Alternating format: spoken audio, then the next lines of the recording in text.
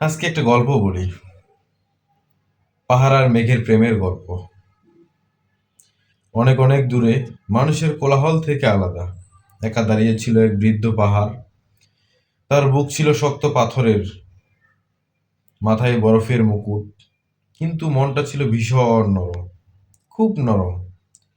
প্রতিদিন আকাশের দিকে তাকিয়ে থাকতো সে, কারণ আকাশে ভেসে বেড়াতো এক দুষ্ট, সাদা, তুলোর মতো মেঘ। মেঘটা ছিল একদম উড়নচম্বী, কখনো এদিক, কখনো ওদিক, কখনো সূর্যের সাথে লুকোচুরি, কখনো বাতাসের সাথে দৌড়।